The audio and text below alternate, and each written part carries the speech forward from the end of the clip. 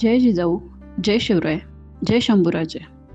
गड किल्ले संवर्धन प्रतिष्ठान महाराष्ट्र राज्य सादर करीत आहोत शिवसाम्राज्याचे दिनविशेष.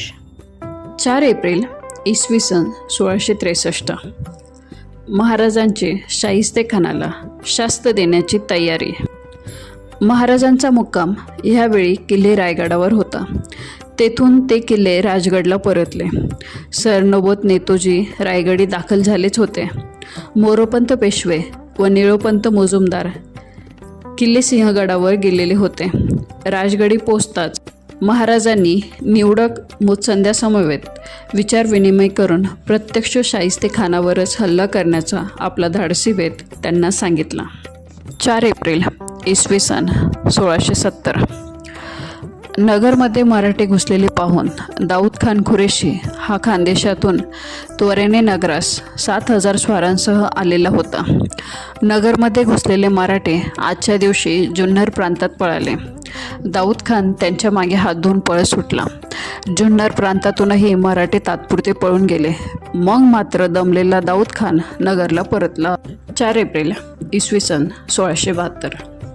निश्चयाचा महामेरू, बहुत जनांसी आधारू, अखंड स्थितीचा निर्धारू, श्रीमंत योगी. दिनांक 4 एप्रिल 1672. चैत्र वैद्य द्वितीया शके 1594. ह्या दिवशी समर्थ रामदास स्वामींनी शिवरायांना एक ओवीबद्ध पत्र पाठवले. निश्चयाचा महामेरू अशा शब्दांनी सुरुवात होणारी आणि शिवरायांचे गुणसंकीर्तन करणारी ही शिवप्रशस्ती अलौकिक आहे. हे काव्य मोठे, पण त्यातील निवडक ओव्या गानकोकिळा लताबाई मंगेशकर यांनी आपल्या गोड गळ्याने गाऊन महाराष्ट्रातील घराघरात पोचवल्या आहेत. आजवर अनेक प्रतिभावंतांनी शिवरायांवर स्तुतिसुमने उधळले आहेत. शिवरायांना समकालीन असलेल्या कवींद्र परमानंद, कविभूषण, केशवराज पंडित अशा अनेकांनी शिवाजी महाराजांना आपल्या उत्तुंग प्रतिभेच्या शब्दसामर्थ्याने गौरविले आहे. परंतु समर्थांनी निश्चयाचा महामेरू या काव्यात शिवस्तुती करताना वापरलेल्या शब्दांची उंची कुणालाच गाठता आलेली नाही. 4 एप्रिल इसवी सन 1674. प्रतापराव रणांगणात पडले. त्या दिवशी महाशिवरात्र होती. प्रतापराव व बहलोल खान यांच्यात झालेल्या युद्धाचे वर्णन नारायण शेणवी हा डेप्युटी गव्हर्नर मुंबई येथून असा लिहितो की 4 एप्रिल 1674 रोजी लिहिलेल्या पत्रात लिहितात की राजे शिवाजी यांनी आपल्या फौजेला आज्ञा देण्यासाठी व नवीन सरनोबत नियुक्त करण्यासाठी कुडाळ येथे जाण्याचा निर्णय घेतला. त्याचे कारण असे की सरनोबत प्रतापराव हे बहलोल खानाशी झालेल्या चकमकीत मारले गेले. ही चकमक 2 टेकड्यांच्या मध्ये असलेल्या अरुंद ठिकाणी म्हणजेच नेसरीच्या खिंडीत झाली. प्रतापरावांसोबत आणखी 6 घोडेस्वार मारले गेले. प्रतापरावांना वेळेवर सैन्याची मदत न पोचू शकल्याने या सर्वांची कत्तल झाली. लढाईमध्ये बहलोल खान विजयी ठरला. प्रतापराव बहलोल खानाशी फक्त 6 घोडेस्वारांशी लढताना बाकीच्या सैन्याचे अभावी मारले गेले. त्यांच्या जागी नवीन सेनापती नेमून सैन्याला नवे हुकूम देण्यासाठी शिवाजी महाराज कुडाळला जाणार होते.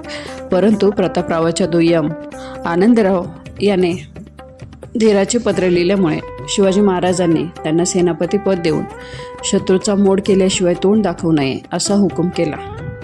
4 एप्रिल इसवी सन 1683. छत्रपती संभाजी महाराजांचा तारापूर, डहाणू व अशेरी भागावर हल्ला. एकीकडे पोर्तुगीज छत्रपती संभाजी महाराजांशी तह करून वरवर आपले सलोख्याचे संबंध आहेत असे दाखवत होते आणि त्यात सुमारास औरंगजेबाचा एक दूत गोव्याच्या विजराईशी वाटाघाटी करण्यासाठी आला. अशा स्वरूपाच्या छुप्या गोष्टी कोण द अलवारे पत्ररूपाने करत असल्याचे छत्रपती संभाजी महाराजांना समजले आणि मग ह्या विश्वासघातकी पोर्तुगीजांना चांगला धडा शिकवण्यासाठी छत्रपती संभाजी महाराजांनी ठाणे जिल्ह्यातील डहाणू, शिरगाव, अशेरी, सायबान, बहुधा सायबान, तारापूर या पोर्तुगीज ठाण्यावर प्रचंड हल्ला करून अनेक खेडी जाळली. छत्रपती संभाजी महाराजांच्या सैन्याने केलेल्या हल्ल्यामुळे बदला म्हणून कोण द अलवाराने छत्रपती संभाजी महाराजांचे गोव्यातील वकील एसाजी गंभीरराव यांना अटक करून नजरकैदेत ठेवले. 4 एप्रिल इसवी सन 1687. छत्रपती संभाजी महाराज मोगलांवर बाहेरून हल्ले चढवण्याकरिता व सर्वत्र रसद मारून मोगली सैन्य जेर करण्यासाठी आपल्या सैनिकासह गोवळकोंड्याभोवती हिंडत होते. त्याचे कर्नाटकातील सैन्यही नाकेबंदी करून राहिले होते. मच्छलीपणाचे दिनांक 4 एप्रिल 1687चे फोर्ट सेंट जॉर्जला लिहिलेल्या पत्रात छत्रपती संभाजीराजे 12,000 स्वार व 50,000 पायदळ लोकांसह गोवळकोंडा याच्या रोखाने गोवळकोंड्यापासून 4 ते 5 दिवसाच्या मुक्कामावर आले आहेत असा मजकूर आहे. गोवळकोंड्याचा सुलतान मोगलाच्या हल्ल्यात जोरात प्रतिकार करीत होता. 4 एप्रिल इसवी सन 1703 सिंहगडचा रणसंग्राम. 4 एप्रिल 1703ला सरसेनापती धनाजी जाधवांचा पुत्र शंभूसिंह जाधवने मल्हारजी व खंडोजीच्या सोबतीने 4,000 घोडदळ सकट इनायत खानाच्या ठाण्यावर हल्ला केला. हे ठाणे बादशाही छावणीच्या रक्षणाच्या हेतूने छावणीपासून केवळ 4 कोस दूर होते.